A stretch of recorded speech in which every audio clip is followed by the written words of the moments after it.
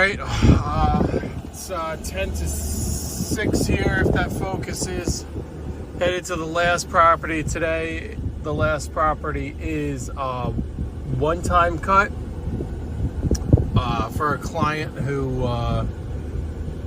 used to cut their lawn, still do winter stuff with them, so plow and salt and stuff like that for them. Lost the lawn mowing, but actually, for it's good. It was actually what do you call it? Guy was in the I don't want to mess up what branch, but he was deployed and he's home now. So I was mowing the lawn while he was away in the service. He's still in the service, but absolutely flexible with them. I think they're trying to sell the house, is my understanding. So I believe they're moving out of state. I mentioned that in the last video. So I don't know if they're looking for a home now. I don't know what the deal is, but I'm happy to kind of mow on command. You can't necessarily pick the day of the week you want cut, but she's good. She's like, last week it was Thursday, Friday, she texted me. She's like, hey, can you cut sometime for me next week? Absolutely. And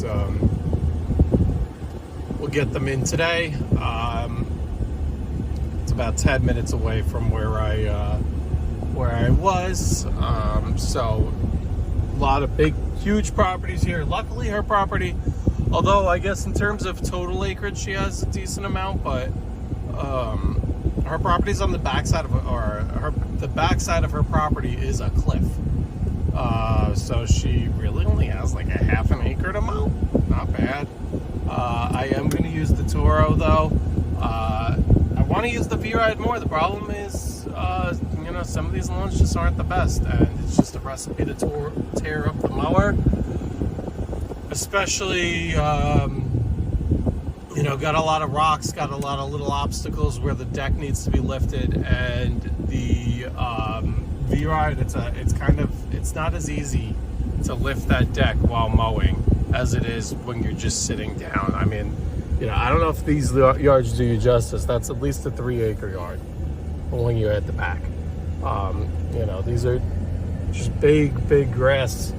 A lot of grass, not just woods. So, but luckily, hers is just about a half acre of grass. So we should be in and out. She doesn't care. It's not too late today, but it is later in the route. I normally like to avoid mowing after 6 if I can, just with everybody. Now's the time where people get home, they want to have dinner, they want to maybe be out and barbecue, sit on their patios, and they don't want somebody running by on a mower. Sometimes push comes to shove, you have to double, triple up late at night because of weather and stuff. You got to do what you got to do. In this case, we're actually doing that because of the weather later in the week. Should get tomorrow in, and then that'll be it. But anyway, pulling up on property now, and let me get to working.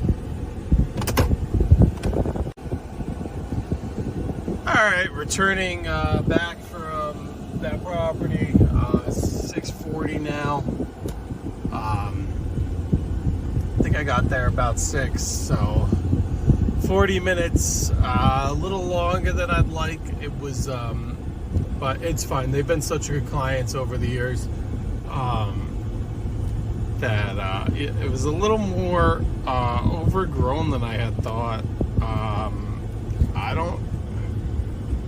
I don't know if it's been touched this year. I mean, they're in the woods. I remember starting late when I've had that one. It's May 7th today. Grass was kind of long, so I don't know. I don't know if it was touched this year. But There definitely haven't worked onto it. And I'm sure it'll be sold. I'm just hitting her with the minimum. I used to do this thing with them where 1 week would just be what I call the main yard, and then they have like a crazy slope on the side that needed to be either trimmed, like hand trimmed, the whole thing, or you could push mow it, which I kind of preferred because it always looked better, and it wasn't. It took a lot more energy, but a lot less time. If that makes sense. Less time, more effort, kind of deal. But I didn't bother with it. She didn't mention it. You know, so you know. And I thought they would be away, but they were clearly there.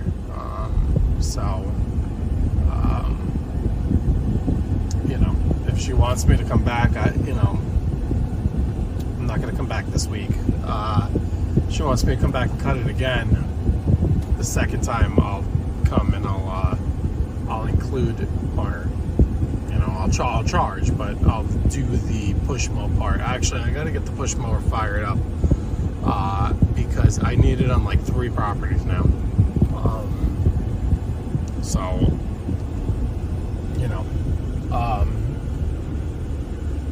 just shows you how important, I would have. You got to keep something like that. I need it for like 3 properties, and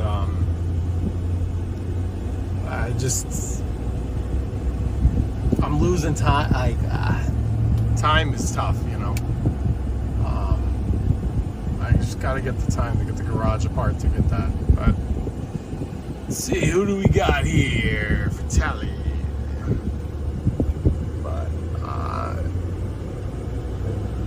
think somebody actually wanted me to do that. God bless these guys if I hope they're getting paid well to do that, because some people around here just expect everything to be cheap. Other people are great though. Other people gladly pay. So, but anyway, speaking of paying, that'd be $67 for 40 minutes. Not the best, but it is what it is. I'm not going to charge her a pet waste fee. Unfortunately, I did step in some dog stuff.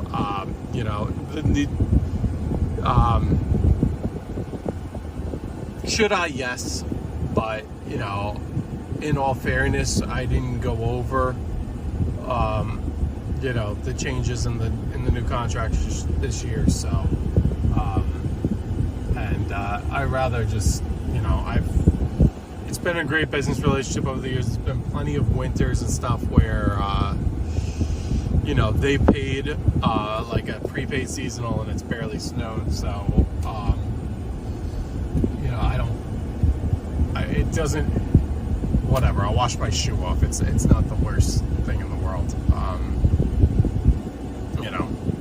If it was an every day or every week kind of thing, sure, but but that's that here, and yeah, tomorrow it's gonna rain most of the morning into the early afternoon.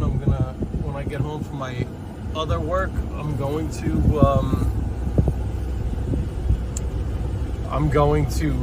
do one more property, but that one's also like heavily sloped, and not gonna lie, I'm a little nervous because it's not a property I really want to do after rain.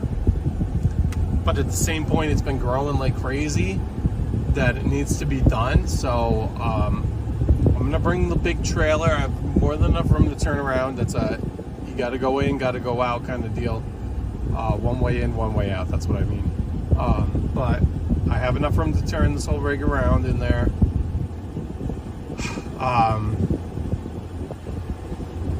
I might try a little bit with the Skag. But just because, I don't know, I'll top the Toro off, but the Toro's freaking sketchy. Like, it just wants to slide. It doesn't want to stop. It's hard to get back going. It's hard to turn going downhill. It's hard to turn, so, I don't know. I'm just more comfortable sitting down on that, and I really don't want to. At the end of the day, if I want a mower going into the woods, I want it to be the Toro. I got to make sure the skag is set and proper. But I don't know. I might run the skag out. I'll bring both of them, but I think I might run the skag out there tomorrow. See how it does on the hills, because they're going to be wet. And then I'm going to tell this guy, I'm going to email him tomorrow after I do this lawn and let him know, like, hey, did the main lawn, but still haven't gotten to the slopes yet. The last week it was almost ready. It was still a little soft, but it was so much better. But we're gonna get a lot of rain overnight, most of the day tomorrow, and then the next couple days after tomorrow. So tomorrow I got a window to knock the main part out, which I'll do. But I got to. I want to get working on that slope. I gotta just bite the bullet and push mow that slope. Because I sold my walk behind, and to be honest, I thought the walk behind might even get stuck because of how soft it is. So whatever, I'll just take the little 21-inch push mow the hell out of it one day. But I'm aiming to do that next week because it's just growing, and it's going to get to the point where it's going to get too high and going to be too hard to deal with the push mower, and then I'm going to get even more frustrated. So I really thought I'm frustrated and disappointed because I thought, unrelated to this job, I thought at my other job I would have a half day on Thursday, not this Thursday, but next Thursday. As long as the weather was good, I figured that would be a perfect day. Some extra hours not hours, but just some extra time to push mow that slope. But I don't know if that's going to be the case, because it's not going to be the case because I don't have a half day. So I'm going to have to just one of the days, Wednesday, Thursday, Friday, when I have a little more extra time, just spend extra time there, push mowing it.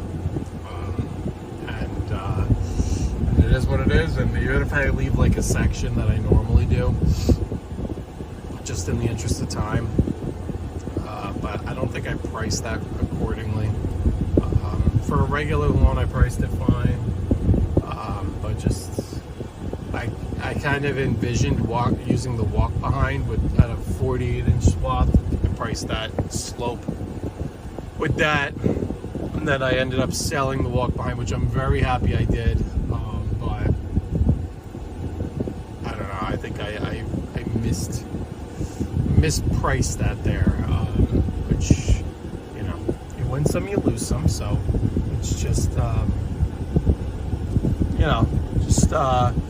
need to see. I mean, maybe I'll be able to do it in a half hour or so, and if that's the case, I think I charge an extra 30 minutes. That's still like, that's not great. I'd rather more money, but whatever. Like I said, it is what it is. Luckily, the guy's really not picky. He's very adamant that he's not picky about it. He just doesn't want it looking like a jungle. So, the first time I mowed the lawn, I thought it looked like shit. Just old blades, it just stragglers everywhere, but he thought it looked so great. So, whatever, beauty's in the eye of the beholder, and, if they're happy, that's all that matters. So, I'm gonna just about home, gonna pull this into the driveway, unload all the mowers, get washed up, get the stuff off my shoe, and cook wifey some dinner. So have a great rest of your day, everybody. Have a good rest of your week. Bye.